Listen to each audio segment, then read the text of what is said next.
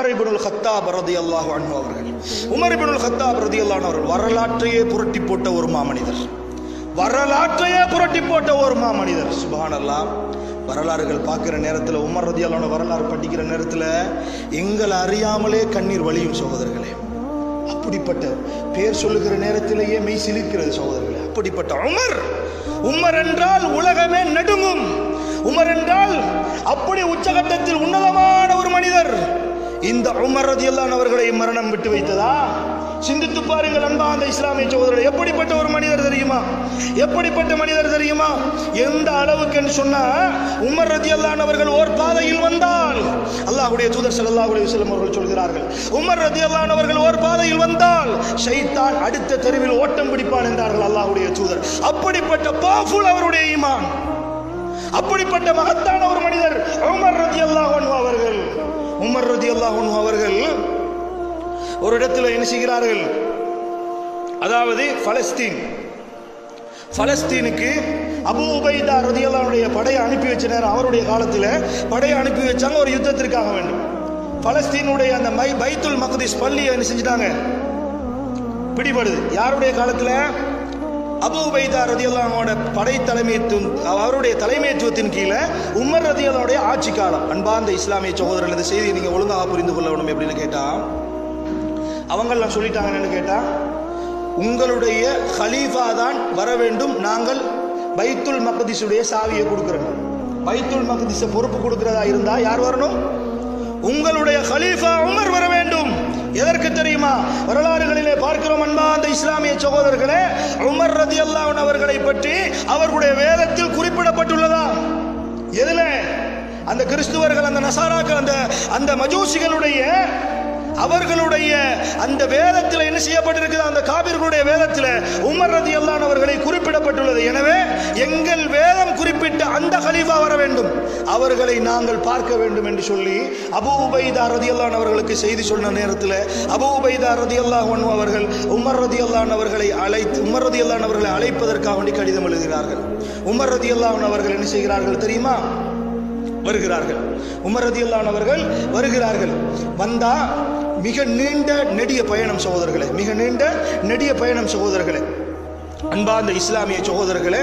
அப்ப இந்த பயணத்தில் என்ன செய்யறாங்கன்னு கேட்டா, அவரும் உமர் ரலியல்லாஹு அன்ஹு அவர்களும் அவருடைய வேலையாலும் சேர்ந்து தான் வராங்க. ஒரே ஒரு ஒட்டகம், ஒரே ஒரு வாகனம். அந்த வாகனத்தில் 2 பேரும் வராங்க. ஒருவர் நடக்க, மற்றவர் என்ன செய்வார்? வாகனத்தின் மீது ஏறி இருப்பார். கொஞ்சம் தூரம் போகும், அதற்கு பிறகு இன்னொருத்தர் இறங்குவார், மற்றவர் ஏறிடுவார். கொஞ்சம் தூரம் வாகனம் போகும், அதற்கு பிறகு இருவரும் இறங்கி என்ன செய்வார்கள்? வாகனத்துக்கு ஒரு ரெஸ்ட் கொடுப்பாங்க. இந்த மாதிரி மிக நீண்ட நெடிய தூரம் அந்த பயணம் பைத்துல் மக்திஸ் வரைக்கும் என்ன செய்யணும்? பலஸ்தீன் வரைக்கும் வர வேண்டும் மதீனாவில் இருந்து. அன்பார்ந்த இஸ்லாமிய சகோதரர்களே, உமர் ரலியல்லாஹு அன்ஹு அவர்கள் வருகிறார்கள். உமர் ரலியல்லாஹு அன்ஹு, நான் சுருக்கமாக சொல்கிறேன், நீண்ட ஒரு வரலாறு இது. உமர் ரலியல்லாஹு அன்ஹு அவர்கள் வருகிறார்கள்.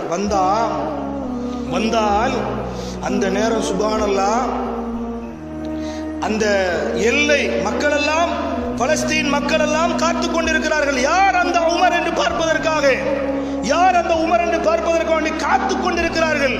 எல்லையில் வந்து அப்படியே மக்கள் புடை சூழ மக்கள் எல்லாம் சூழ்ந்து விட்டார்கள். எல்லை பகுதிக்கு வருகிற நேரம் உமர் ரலியல்லாஹு அன்ஹு அவர்கள் கீழே இறங்கி நடக்கின்ற அந்த நேரம், எல்லை கிட்ட வாகனம் வந்துட்டு உமர் ரலியல்லாஹு அன்ஹு அவங்க ஒட்டகத்துல இருந்து கீழே இறங்கி நடக்கின்ற டேர்ன், உமர் ரலியல்லாஹு அன்ஹுடைய வேலையால் மேலே ஏறி வருகின்ற டேர்ன்.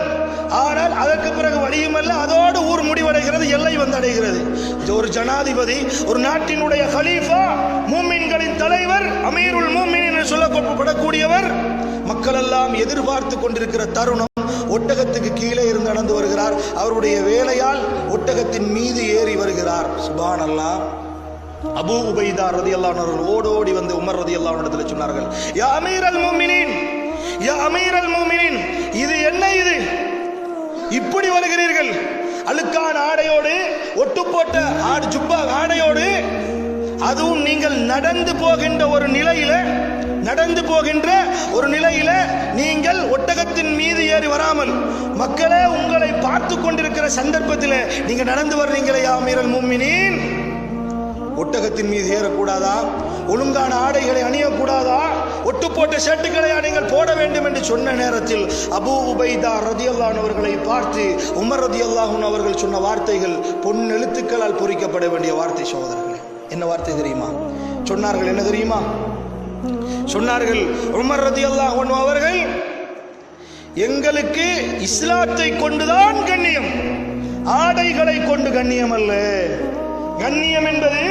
கண்ணியம் என்பது நஹ்னு கௌமுன் அஸனல்லாஹு பில் இஸ்லாம், நாங்கள் ஒரு சமுதாயம். நாங்கள் இந்த முஸ்லிம் சமுதாயத்தை அல்லாஹ் தஆலா எதன் மூலம் கண்ணியப்படுத்தி இருக்கிறான்?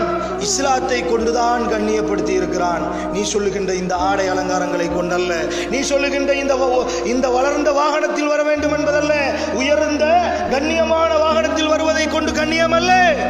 கண்ணியம் என்பது லா இலாஹ இல்லல்லாஹ், கலிமாவை கொண்டுதான் இருக்கிறது என்பதாக அந்த இடத்திலே யார் ஒரு மனிதன் இஸ்லாத்தை கொண்டு அல்லாமல் வேறொரு பகுதியில் தனக்குரிய கண்ணியத்தை தேடுகிறானோ அவனை அல்லாஹ் கேவலப்படுத்துவான் என்று சொல்லி உமர் ரலியல்லாஹு அன்ஹு அவர்கள் சொன்னார்களே. கொஞ்சம் யோசித்து பாருங்கள், எவ்வளவு பெருமதியான மகத்தான ஒரு மனிதர் இந்த உமர் ரலியல்லாஹு